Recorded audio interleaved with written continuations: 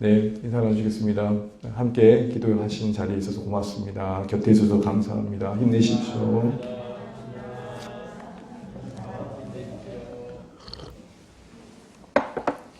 네, 우리가 계속해서 마가복음 말씀을 살펴보고 있습니다.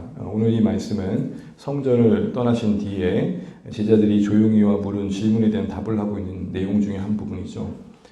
성전이 무너질 것이다. 돌 위에 돌도 남지 않을 만큼 완전히 파괴될 것이다.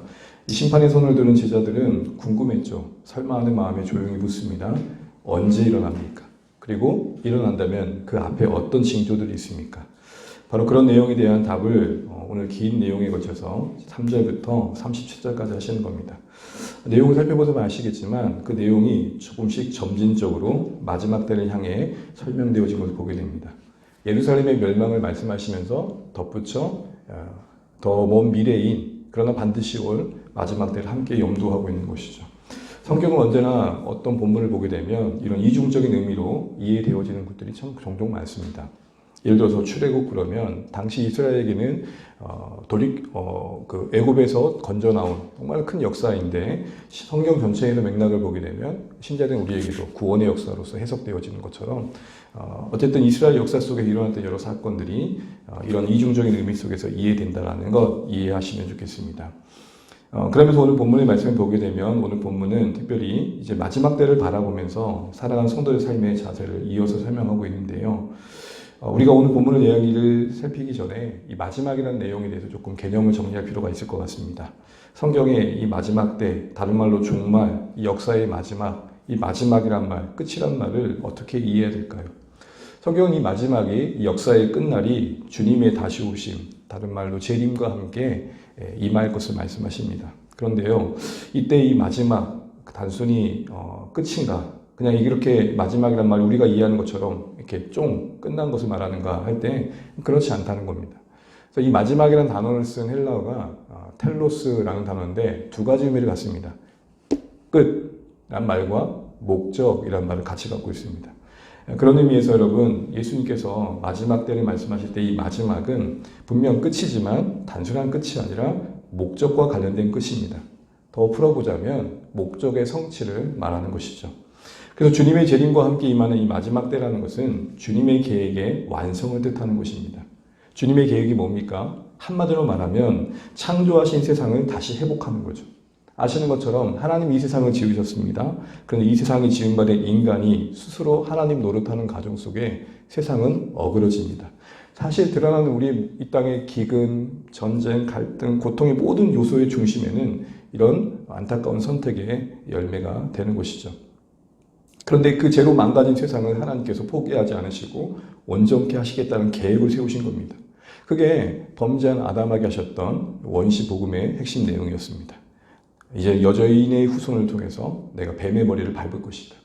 그 그림과 같은 이들, 그림은 뭔가 모호해 보이는 그 그림과 같은 선언이 예수님을 통해 성취되는 것이죠.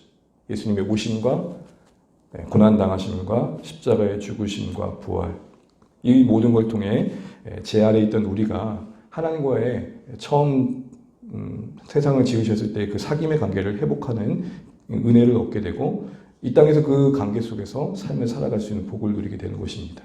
그런데 여전히 우리는 이 땅에 사는 날 동안 고통이 있고 아픔이 있고 괴로움이 있고 슬픔을 경험합니다. 급기야는 죽음도 피하지 못합니다. 그런데 주님의 계획이 완성되는 그 끝날에는 이 모든 것들이 온전케 된다라는 것입니다. 그래서 계시록 표현을 빌려보자면 만물을 새롭게 하신다 그럽니다. 그런 의미에서 결론은 이 마지막은 마지막이 아니라 새로운 시작을 말하는 겁니다. 그럼 여러분 종말을 들을 때 여러분 무조건 부정적인 것만 들은 게 아니라 우리에게 약속하신 새날이 열린다. 그 새로운 날을 향한 그 새로운 출발점을 향해 우리가 가고 있다라고 바라보시면 좋겠습니다. 그날에 우리에게 더 이상 아픔과 슬픔, 괴로움, 죽음은 없을 것입니다. 온 우주에 가득했던 양육강식과 전자 생존의 그 정글의 법칙은 무너지고 참된 애돈이 회복될 것입니다. 이거를 이사야 11장에서 이렇게 그립니다. 이리와 어린 양이 함께 뛰놀고 어린이가 독사굴에 손을 넣어도 해를 당하지 않고. 이 어린이 복음성가 많이 들어보셨죠? 사자굴에 어린 양이 뛰놀고 장난쳐도 물지 않는. 네. 힘내시라고 제가 이러는 겁니다. 또한 온 세상 가득했던 이 악과 하나님을 대적했던 악인들도 심판받을 것을 말합니다. 구원과 심판이 함께 이루어지는 가운데 새로운 시대가 열린다는 것이죠. 이 말씀드렸던 이 계획의 완성을 지금 24절에서 27절에서 담아내고 있습니다. 우리 24절, 25절 먼저 한번 읽어보겠습니다. 24절, 25절입니다. 시작.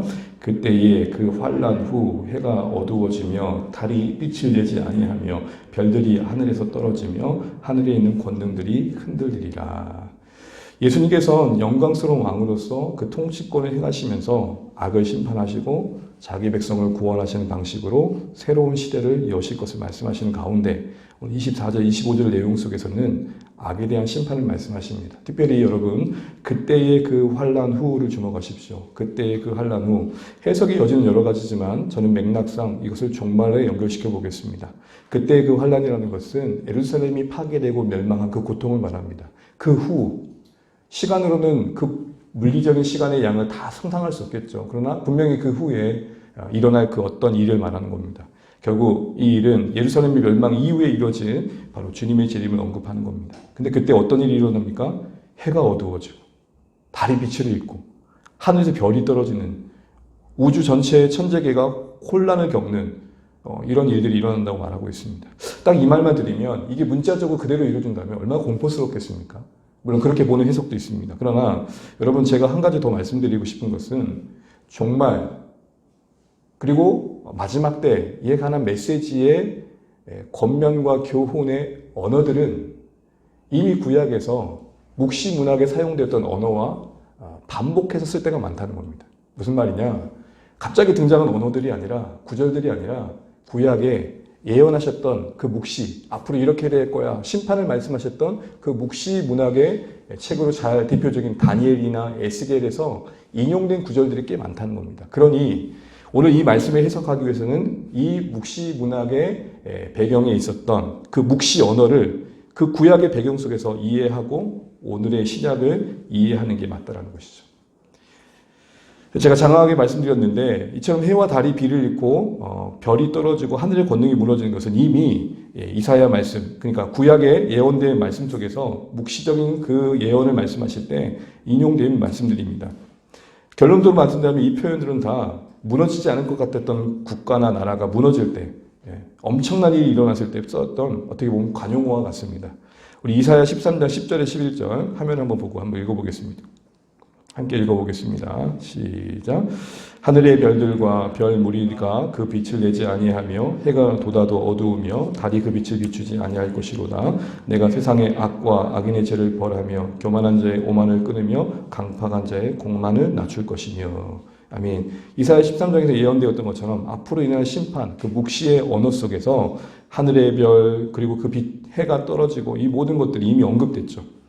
이건 결국 11절에 말하는 것처럼 세상에 대한 심판을 말하는 겁니다. 그 결과로 일어날 일들을 말하는 것이고 이거는 바벨론의 심판을 상징하는 겁니다. 그러니까 결국 말씀드린다면 우리가 읽은 24절에 25절의 내용은 이미 구약에서 심판의 언어로 사용했던 것을 예수님께서 다시 인용하셔서 바로 세상에 대한 심판을 다시 재언급하시는 겁니다.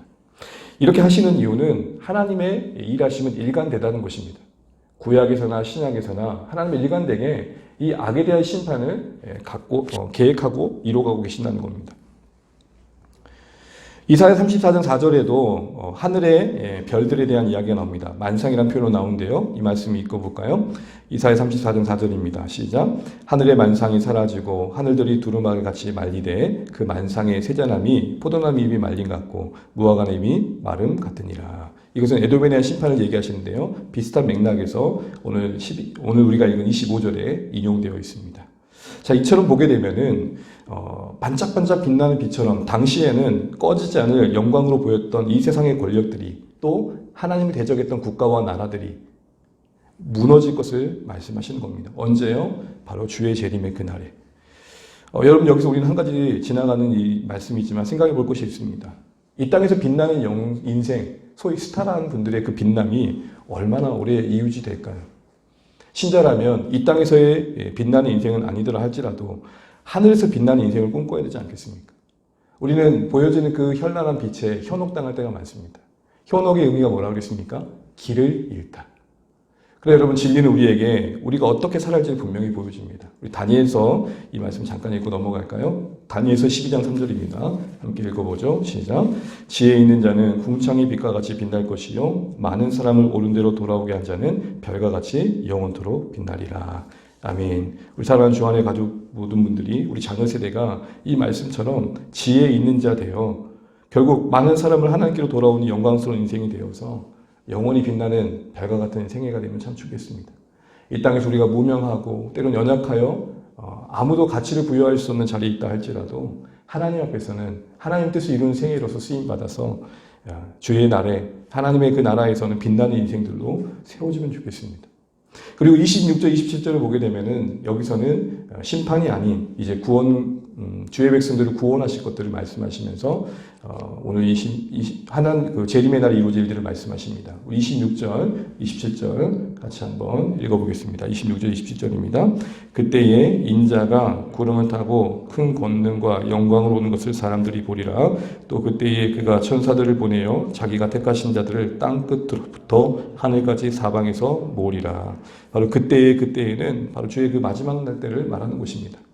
그때에 영광스러운 회복을 말씀하시면서 특별히 그 상징적인 의미로 주의 백성들, 그 택하신 자들을 불러 모으시겠다 말합니다. 그런데 그 범위가 어떻습니까? 사방이죠. 그리고 끝에서 끝이죠. 이런 모든 표현들은 뭘 말할까요? 내 너희를 놓치지 않을 것이다. 우리는 사람이 많으면 이렇게 몇 명인지 다 세워놓고는 가서는 아이고야 이렇게 두고 왔다. 그런 경우가 많잖아요. 근데 하나님은 그렇지 않으시겠다는 겁니다. 동서남북에서 유대인을 포함한 모든 이방인들 가운데 땅에서 하늘에서 땅 끝까지 그 품에 품으신 영혼들을 반드시 끝까지 책임져 주신다는 겁니다. 사실 이게 이 땅에 우리 살아가는 소망인 것이죠. 그리고 신자된 우리가 그 영광에 참여하게 될 것을 말씀해 주십니다. 사실은 이 말씀도 다니엘서에서 앞으로 메시아가 인자 같은 이로 오실 그 메시아가 하실 일들을 이루시고 계신 것임을 보여줍니다. 다니엘서 7장 13절 14절 같이 한번 읽어보겠습니다. 시작. 내가 또 밤 한상 중에 보니 인자 같은 이가 하늘 구름을 타고 와서 옛적부터 항상 계신 이에게 나아가 그 앞으로 인도되매 그에게 권세와 영광과 나라를 주고 모든 백성과 나라들과 다른 언어를 말하는 모든 자들이 그를 섬기게 하였으니 그의 권세는 소멸되지 아니하는 영원한 권세요 그의 나라는 멸망하지 아니할 것이니라. 아멘. 다니엘 시대에 다니엘을 통해 말씀하셨던 앞으로 오실 메시아, 인자 같은 이가 옛부터 계셨던 성부 하나님으로부터 왕으로서 세워지시고 그 다음에 이렇게 세워진 뒤에 하실 그 하나님 나라의 일들을 다니엘서는 이렇게 예언하고 있고 이게 지금 예수님의 재림으로 인해서 성취됐음을 보여주고 계신 겁니다. 소위 쉽게 말하면 짝을 말하는 거 짝. 구약에서 말씀하셨던 구원자가 할 일을 예수님이 재림과 함께 성취하셨음을 말하는 겁니다. 예수님이 영광스러운 왕으로서 이 구원의 일을 반드시 완수하심을 보여주고 계시는 겁니다. 이런 내용 속에서 신자들이 세상을 보는 관점을 다시 한번 점검해 보게 됩니다. 기독교 신자들의 역사관은 어떠해야 될까요? 많은 분들은 이 역사를 바라보면서 여러 가지로 바라봅니다. 상당히 비관적으로 역사를 이해하는 분들 계십니다. 냉소적으로 역사를 이해합니다. 또한 어떤 분들은 의미 없이 흘러가는 시간들의 연속 정도로 해석합니다. 또 어떤 분들은 단순히 순환하고 반복한다고 해석합니다. 전생에 너는 뭐였니? 뭐 이런 질문을 합니다. 그런데 성경이 말하는 역사는 뭡니까? 시작이 있으며 끝이 있대. 그 끝은 새로운 시작일 것을 말씀하시고 그것을 주님께서 영광스럽게 다시 오셔서 이루실 것을 보여주고 계시는 겁니다. 여러분, 이런 큰 구원의 그림 속에서 우리는 역사를 이해할 필요가 있는 것입니다. 계획하시고 목적하신 그 방향을 향해 하나님은 역사를 주관해 가고 계시다는 겁니다. 이걸 신뢰하고 그 목적이 이루어질 날을 기대하는 게 신자의 오늘의 삶인 것이죠. 역사와 온 세상을 붙잡고 계심에 대한 신뢰. 이게 사실은 다 끝났다고는 세상 한복판에서 희망을 말하는 신자들의 이유이고 또한 무조건 좋아질 거라고 막연한 기대감과 긍정 심리를 가지고 이때는 역사는 진화해 갈 거라고 말하는 자들에게 끝날을 말하면서 무한 진화될 것, 무한 확장될 것 같은 이 세상 역사에 마침이 있음을 말함으로 겸손해질 수 있는 게 기독교 신앙의 역사가 된 것입니다. 우쭐대지도 아니하며 그래도 낙심치도 않는 이게 바로 기독교의 역사인 것이죠. 자, 이런 큰 흐름의 역사 속에서 재림이 마침표를 찍고 새로운 시작을 열 텐데 그럼 이날을 약속받고 우리는 어떻게 살아야 되느냐라는 말씀이 오늘 본문에 이어지는데요. 28절부터 29절 한번 읽어보겠습니다. 28절 29절 시작. 무화과 나무의 비유를 배우라. 그 가지가 연하여지고 잎사귀를 내면 아나니 인자가 가까이 곧 문 앞에 이른 줄 알라. 아멘. 그러면 양해를 구할 것은요. 제가 가끔 같이 읽조할 때는 물을 먹는 기회입니다. 근데 갑자기 적어주시면 제가 물을 못 먹어요. 감사합니다. 오늘 말씀에서 확인할 수 있는 건 뭡니까? 현실 세계에 함몰되지 않고 여러 가지 징후들을 통해서 예민하게, 민감하게 분별력을 가질 필요가 있다는 것입니다. 뭐에 대해서요? 하나님 나라의 완성에 대해서. 우리가 이 세상의 삶을 살아가다 보면 반복되는 삶 속에서 어떻게 보면 그 익숙함 속에 무감각해질 때가 있는데 오늘 이 무화과 나무의 비유를 통해서 나무의 잎사귀를 보고 여름을 예측하듯 우리 삶 가운데 일어난 여러 일들을 보고 오늘 본문의 맥락에서는 예수님이 멸망을 앞두고 일어난 여러 징조들을 말하겠죠. 오늘 우리 일상에 적용해 본다면 우리가 살아가면서 사는 겪는 이 땅에서의 여러 일들 속에서 주님이 가까워지고 계심을 볼 수 있는 느낄 수 있는 민감함이 분별력이 필요하다라는 것입니다. 참고적으로 여러분 겨울이 되면 무화과 나무 잎은 이제 가지에 싹이 나기 시작하다가 여름에는 무성해집니다. 그러니 잎이 이제 막 난 잎은 연합니까 뻣뻣합니까? 연하죠. 이제 연한 잎이 나면서 이제 곧 다가올 여름을 예측하게 되듯이 우리가 이 세상에서 일어난 여러 일들 오늘 예수님 말씀하신 징조를 포함하여 주님의 날들이 가까워짐을 인식하게 하는 여러 징후들과 사인들이 있을 텐데 그거 놓치지 말자라는 것입니다. 그럼 여러분 이런 영적인 민감함과 분별력을 키우기 위해서 어떻게 해야 될까요? 말씀에 기초해야겠죠. 항상 말씀의 근거에서 시대를 분별함이 필요합니다. 그래서 여러분 오늘 새벽에도 살펴봤지만 23절 끝절을 보게 되면 너희는 삼가라 내가 모든 일을 너희에게 미리 말하여. 무슨 말입니까? 눈에 어떤 기적이 일어나고 어떤 현혹될 만한 일들이 일어나도 미리 말씀하신 바가 상반된다면 그거 아니야. 잘 분별하면 좋겠습니다. 이렇게 얘기하는 것입니다. 말씀의 근거에서 우리가 이 시대를 분별하는 걸 위해서는 말씀의 근거한 하나님에 대한 지식이 하나님 그 나라에 대한 지식이 참 필요합니다. 한 예로 얼마나 우리가 하나님 나라와 천국에 대한 지식이 부족한지를 볼 수 있는 예가 있습니다. 하나님께서 약속하신 천국이 어떤 나라인지를 모른 채 막연하게 우리의 마음으로 투영한 나라만을 꿈꾸다 보니까 이런 일이 일어나지 않은가 싶습니다. 예를 들어서 어떤 입신을 하든 환상을 경험하든 천국과 지옥을 다녀왔다면서 간증하신 분들이 계십니다. 여러분 이거 어떻게 들어야 될까요? 천국과 지옥을 가져왔던 간증을 들어보면은 분명 거짓 아니면 진짜 봤든지 둘 중에 하나겠죠. 근데 가만히 들어보면 이 간증이 똑같은 사람이 한 간증에도 불구하고 할 때마다 얘기가 달라요. 조금 더 극적인 표현으로 바뀌어가는 걸 보게 됩니다. 그리고 가만히 들어보면 천국 갔다 온 사람들이 예를 들어 10명이면 10명이 보면 천국이 다 달라. 물론 이렇게 얘기하더라고요. 이 사람은 동쪽을 받고 이 사람은 서쪽을 받고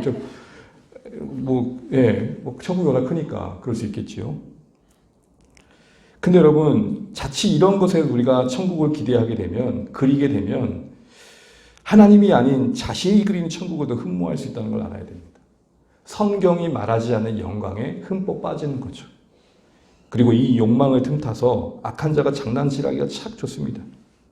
또 여러분 가만히 보게 되면 이런 천국과 지옥을 간증하는 분들을 가만히 보게 되면은 자신을 은근히 특별한 사람처럼 부추깁니다. 나는 아무도 보지 못했고 아무도 가보지 못했던 그 천국을 예수님 손잡고 갔다 왔어. 어떤 분들은 자기는 딱 천국에 갔더니 12제자 위에 앉히더랍니다. 제가 그 말 듣고 아니 이게 말이 되는 소리인가? 베드로가 억울해서 가만히 있었겠어요? 근데 여러분 이거 하나 아셔야 됩니다. 그 스스로를 특별히 여기는 속에서 그 내용이 이미 가짜임을 압니다. 천국을 본 자는 그럴 수 없습니다. 그리고 한번 생각해 보세요. 천국과 지옥이라는 게 특별한 VIP들만 갖고 올 수 있는 특별 관광 코스입니까? 그리스도 예수 안에 부름받은 모든 인생들이 약속받은 하나님 나라 아닙니까? 그 특별한 사람을 골라가지고 보여주신 이유가 뭘까요? 이게 지금은 조금 잦아든 것 같지만 여전히 이런 천국과 지옥의 간증으로 어떤 목회적인 어떤 수단으로 사용하고 있는 것들을 보게 됩니다. 한 예를 들면요. 여러분 과거의 일이지만 기억하실 겁니다. 천국에서 돌아온 소년이라는 책입니다. 한 5년도인가 나왔던, 10년도인가 나왔던 책인데 이 밀라키라는 아이가 수학으로 의식을 잃게 됩니다. 그 사진 보여줄까요? 그 다음에 이 책을 내고 난 다음에 이 친구가 이제 의식을 회복하는 과정 속에서 잠깐 의식을 잃는 그 시간대에 일어나서 이런 일이 있었다는 책을 쓴 거예요, 아빠가. 근데 이 친구가 한 5, 6년 뒤에 어떤 이야기를 하게 되냐면 신문에 기고를 하면서 이런 얘기를 합니다. 천국에 가봤다고 내가 했던 모든 내용은 거짓입니다. 천국에 가봤다고 말하면 사람들에게 관심을 가져줄 거라 생각했습니다. 당시 난 성경을 읽어본 적도 없습니다. 이 거짓말로 사람들이 이익을 보고 있고 지금도 그렇습니다. 성경을 읽어야 됩니다. 성경으로 충분합니다. 이렇게 자신의 소회를 밝힙니다. 자신 있었던 책이 거짓이라고 얘기한 거예요. 그래서 이게 이때쯤 팔렸던 부수가 100만 부예요. 100만 부. 그럼 100만 부면요. 장난이 아닌 거예요. 이미 이 소식을 못 들었다면 여전히 이거 책을 진짜인 줄 알고 붙든 사람이 있을 거 아닙니까? 이런 유의 이야기가 하도합니다. 여러분 성경을 보십시오. 성경이 바울이 나는 낙원에 갔다 왔다는 말을 자기 입으로 말하지 않고 제3자의 이야기처럼 얘기하면서 이런 말을 합니다. 고린도서 12장 6절 한번 해볼까요?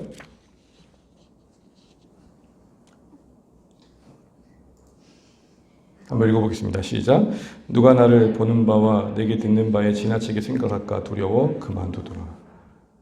어마어마한 걸 봤단 말이에요. 근데 어떻게 생각해요? 혹시나 지나치게 생각할까 봐. 듣는 자들이 엉뚱하게 생각할까 봐. 또 잘못 받아들일까 봐. 여기서는 더 이상 알겠다. 이 얘기를 하고 있는 것입니다. 진짜 천국을 본 사람은 이렇게 되는 겁니다.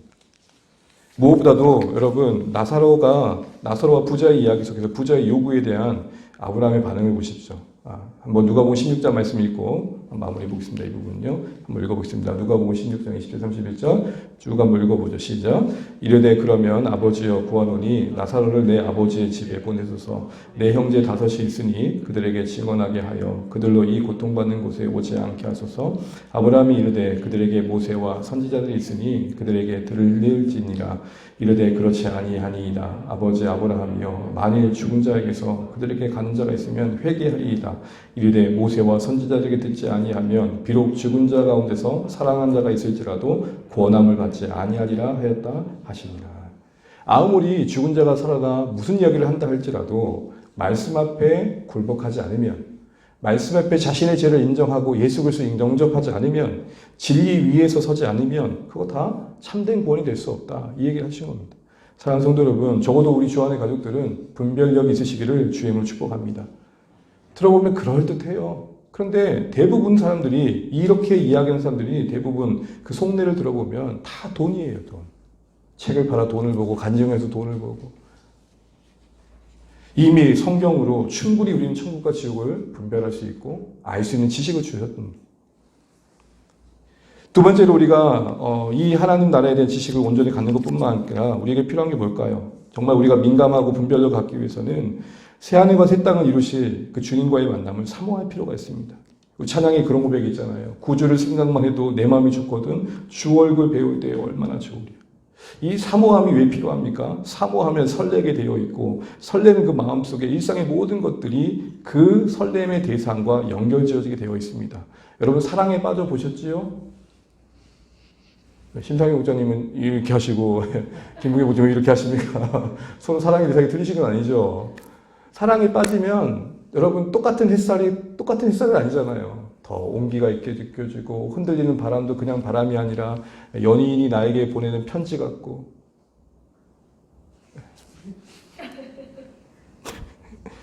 무슨 말씀을 드리는 겁니까?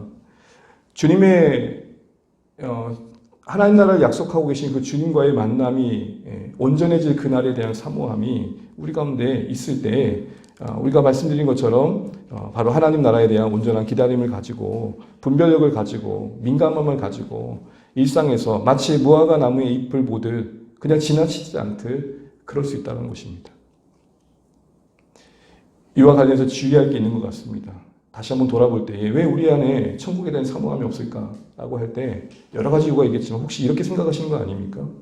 천국을 너무 매우 따분하고 심심한 곳으로 생각하는 거예요. 오늘 막내가 마침 이 얘기를 해가지고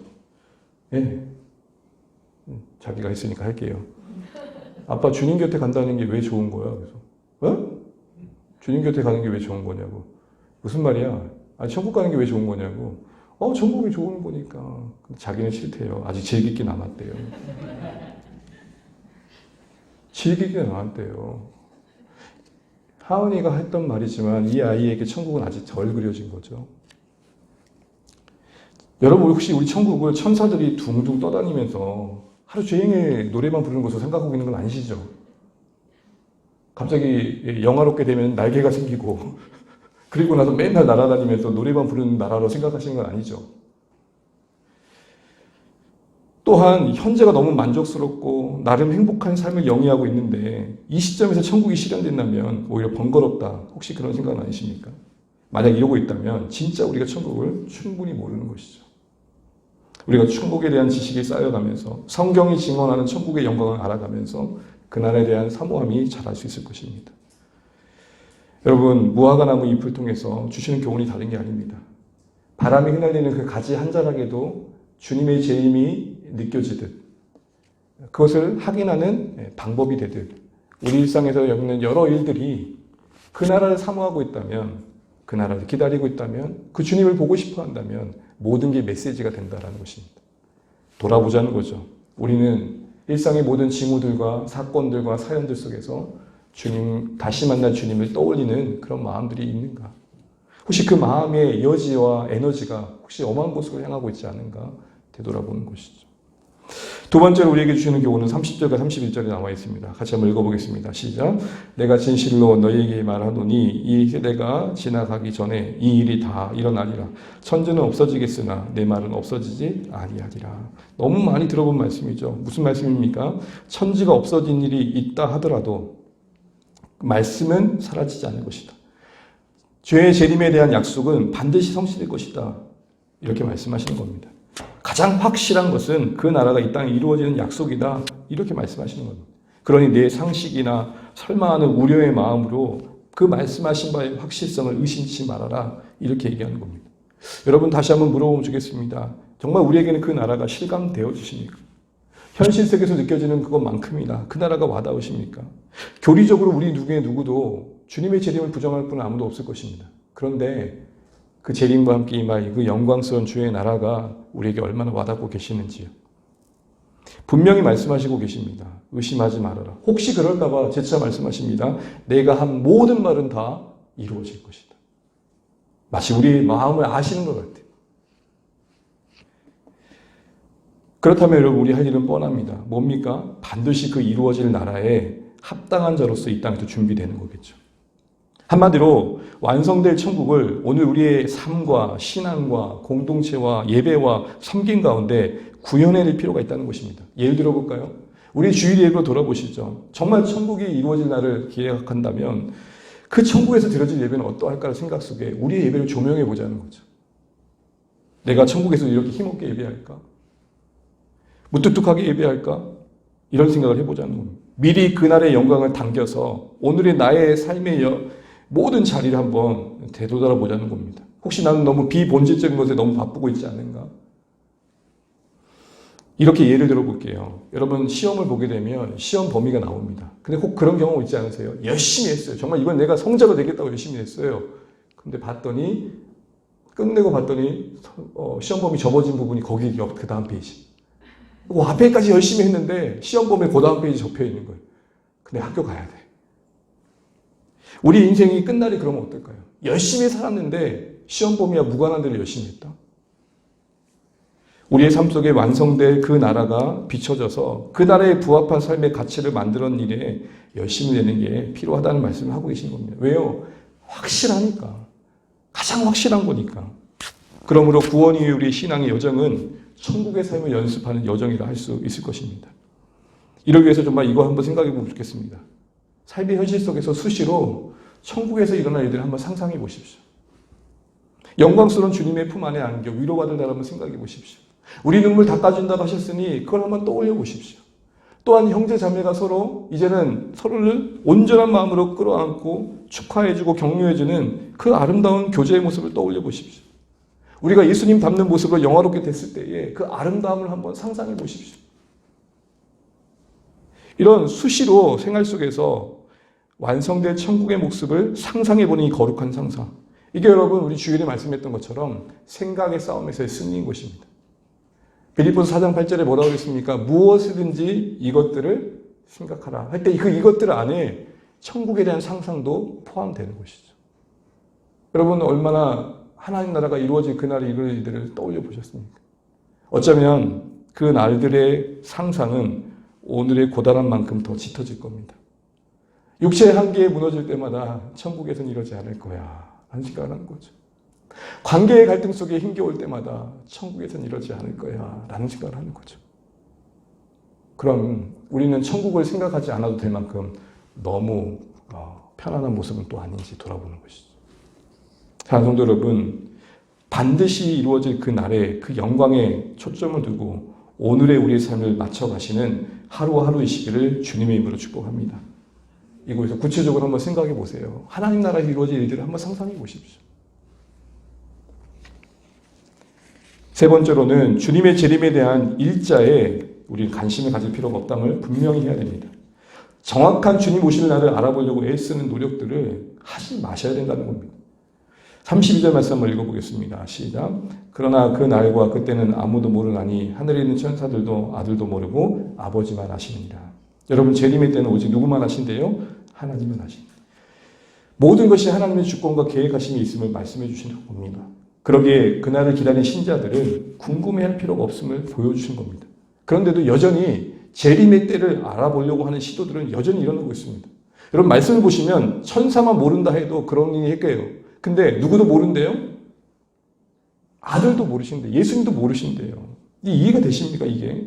그만큼 이 영역에 있어서는 성부 하나님의 주권에 달려있음을 말씀하시는 겁니다. 그런데도 교회 역사를 보게 되면 이게 얼마나 무시되고 있는지를 우리가 잘 알고 있습니다. 허락하시지 않은 것을 알고자 하는 걸 다른 말로 뭐라 그럽니까? 교만이라고 하는 거죠. 안타깝게도 이 경고망동한 역사는 계속 중입니다. 지금도 재림의 날을 예측하고 있고 이때쯤 온다라고 말하는 사람도 있습니다. 여러분 말씀 위에서 감히 말씀드립니다. 누군가 그 날에 대해서 안다고 한다면 가짜입니다. 예수님도 모르는데 네가 알면 네가 예수님 위야? 이렇게 생각하시면 됩니다. 그럼 여러분 우리는 어떻게 됩니까? 이제 마지막으로 날에 대한 관심이 아니라 삶에 대한 관심을 가져야 된다는 것이죠. 언제야가 중요한 게 아니라 언제 와도 괜찮아야 된다는 겁니다. 여러분 앞뒤 옆에 인사 나누시죠? 언제야가 아니래요. 언제 와도 괜찮아야 된대요. 시작. 언제야가 아니래요. 언제 와도 괜찮으셔야 된대요. 우리의 관심은 언제야가 아니에요. 여러분 가만히 생각해보세요. 왜 언제를 물을까요? 고날 고려해서 살겠다는 거죠. 자, 한 달 뒤에요. 그러면 한 2주는 내 마음대로 살다가 2주부터는 이제 D-Day 14일부터는 뭐 하겠다는 거예요? 좀 추스려 보겠다는 거죠. 그러므로 우리는 언제 도착할지 모르는 주인을 기다리는 종의 심정으로 깨어 대비해야 된다는 게 오늘 결론인 것입니다. 우리 34절, 37절 말씀 읽고 말씀 읽겠습니다. 가령 사람이 집을 떠나 타국으로 갈 때에 그 종들에게 고난을 주어 각각 사물을 맡기며 문지기에게 깨어있으라 명한 것 같으니 그러므로 깨어있으라. 집 주인이 언제 올는지 혹 저물 때인지 밤중 일는지 때인지 새벽에 일는지 너희가 알지 못함이라. 그가 후련히 와서 너희가 자는 것을 보지 않도록 하라. 깨어있으라. 내가 너희에게 하는 이 말은 모든 사람에게 하는 말이니라 하시니라. 아멘. 이 외아는 타국으로 떠난 주인의 비유 예화입니다. 핵심은 뭡니까? 36절 읽었던 것처럼 호련히 주님이 오신다는 겁니다. 호련이란 말은 뭐죠? 생각지도 못했던 때에. 그래서 여러분 보게 되면 35절에 밤중, 저물 때, 밤중, 닭올 때, 새벽. 이건 당시에 로마의 시간 계산법입니다. 로마가 해진 뒤에 시간을 이렇게 4개로 나눴는데 그러니까 우리 식으로 말하는 건 이런 거죠. 9시부터 10시 사이, 10시부터 12시 사이, 1시부터 3시 사이, 3시부터 6시 사이. 보통은 주인은 낮에 오는 게 통상 관례인데 밤에 온다? 이 말이 갖는 의미가 뭐죠? 전혀 생각지도 못할 때 올 것임을 말하는 것입니다. 그럼 우리의 자세는 뭡니까? 종의 자세는 뭡니까? 깨어 있어야 된다는 거죠. 깨어 있어야 된다는 게 뭘까요? 잠자지 말라는 말일까요? 잠자는 걸 경계하는 걸까요? 아니죠. 두 가지로 오늘 본문은 말합니다. 첫 번째 깨어 있어야 된다는 것은 내가 종인 것과 맡겨주신 내 일이 있음을 기억하는 겁니다. 34절을 다시 한번 보시게 되면 가령 사람이 집을 떠나 탁으로 갈 때에 그 종들에게 권한을 주어 각각 사물을 맡기며 문지기에게 깨어 있으라 명한 것 같으니 깨어 있으라는 말씀 안에 어떤 언급들이 내용들이 있습니까? 종들에게 뭘 맡깁니까? 권한과 일을 맡기시는 내용이 나옵니다. 결국 깨어 있는다는 것은 종의 입장에서 자기가 주인으로부터 맡김받은 일이 있음을 아는 거고 주인이 되도록까지 그 일을 해야 된다는 것을 기억하는 겁니다. 단순히 잠을 안 자는 게 깨어 있는 게 아니란 말입니다. 주인이 부재하다고 어떤 권한을 행사한다고 할 수 있는 기회를 줬다고 종이 주인이 되는 건 아니죠. 그럼 여러분 맡겨진 일에 최선을 다하는 게 뭘까요? 언제나 내일이 아닌 내 일을 생각하는 겁니다. 내일이 언제 오나 내일로 미루지 이렇게 생각하는 내일이 아니고 내일이 아닌 내 일, my work, 내 일이 뭔가를 생각하는 겁니다. 사탄이 제일 좋아하는 게 그거래요. 내일 하자. 우리에게 약속되지 않는 내일을 우리의 날로 여기는 그 교만을 경계하는 게 깨어있는 것입니다. 두 번째로 깨어있다는 건 뭘까요? 37절 말씀을 보십시오. 여러분 보시는 것처럼 13장은 내 제자들의 질문에 대한 답으로 시작했는데 결론은 너희 모두를 말합니다. 모두. 37절을 보세요. 너희는 제자들을 말합니다. 그런데 그게 누구에게도 해당된다고 말합니까? 모든 사람이에요. 질문은 너희가 했는데 그 질문에 대한 결론은 누구에게까지 적용되고 있습니까? 모든 사람. 그럼 깨어있다는 말이 뭘까요? 깨어있다는 말은 이 본문의 근거에서 생각해 보는 것은 특정 인만, 특정 대상만 헌신해야 되는 생각하는 것은 깨어있는 게 아닙니다. 주안의 교회에 적용을 해볼까요? 목사님만 잘하면 되죠. 그 깨어있는 공동체 아닙니다. 우리 모두가 오늘 말씀처럼 그 모든 사람 안에 해당되는 한 사람으로서의 자기 역할을 찾는 것입니다. 깨어있는 공동체는 어떤 의미일까요? 모두가 같은 마음으로 현실을 이해하는 것이죠. 이제 말씀을 맺겠습니다. 사랑하는 성도 여러분, 무화과 나무의 비유를 통해서 살랑이는 그 바람에 흐느끼는 그 가지와 잎의 연함을 보고 여름을 예측하듯 우리 일상의 모든 일들 속에서 주님의 나라가 가깝게 여겨져야 된다고 말합니다. 그러려면 주님에 대한 사모함이 있고 말씀에 근거한 하나님 나라의 분명한 그림이 있으셔야 됩니다. 또한 뭘 말합니까? 무엇보다도 우리 안에 하나님 나라에 대한 그런 사모함과 더불어서 그 날에 대한 맡김이 있어야 된다고 말합니다. 그리고 우리는 언제 도착할지 모르는 주인을 기다리는 종의 심정으로 깨어 있어야 된다고 말씀합니다. 그리고 또한 무엇보다도 그날이 분명함을 확신하고 그날에 분명한 날에 맞춰서 오늘의 우리 삶을 갖고 가야 한다고 말합니다. 이와 같은 마지막 때에 요구되어진 삶의 하나님의 뜻을 우리가 기억하면서 주님의 나라에 우리가 이를 때까지 오늘도 순종하며 하나님 나라 이루는 일에 함께 해갈 수 있는 깨어있는 주안의 공동체 되기를 주임으로 축복합니다.